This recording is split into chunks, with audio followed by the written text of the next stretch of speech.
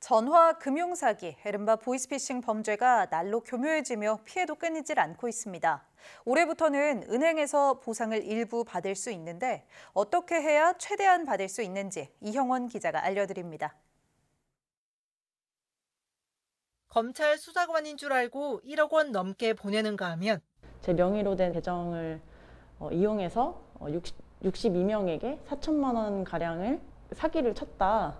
특급 안건에 해당되니까 제가 지금 검찰 조사를 받아야 한다고 하더라고요. 카드 발급 문자를 보고 악성 앱을 깔았다가 부랴부랴 신고합니다. 제가 보이스피싱 의심되는 걸 좀 당했는데요. 앱을 설치하고 이렇게 해라 해서 원격으로 조정해가지고 막 한 것 같습니다. 더 싼 이자로 갈아타는 대환 대출로 믿었다가 수천만 원을 날리기도 합니다. 저축은행이라고 그 문서를 위조해가지고 2,300만 원 완납했음 이렇게 하고 도장까지 찍어가지고 저한테 그 카톡으로 보내온 거예요. 그러니까 저는 믿을 수밖에 없었어요.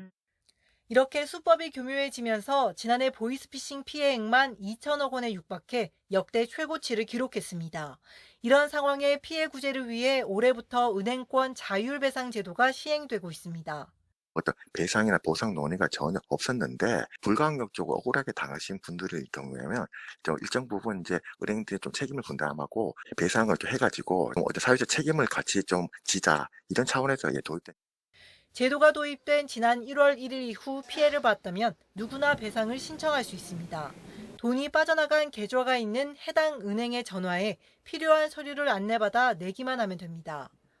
이후 피해자 본인과 은행의 과실 정도를 따져 배상액이 결정됩니다. 배상을 많이 받으려면 신분증이나 계좌번호 등 개인정보를 휴대전화에 저장해두지 않는 게 좋습니다. 은행이 본인 확인을 제대로 하지 않는 등 과실이 크다면 배상 규모도 커집니다. 금감원은 주로 20에서 50% 선에서 배상이 이뤄질 것으로 내다봤는데 최근 첫 배상 사례에서는 신분증 사진을 휴대전화에 저장해둔 과실 등을 고려해 15%로 정해졌습니다. YTN 이영훈입니다.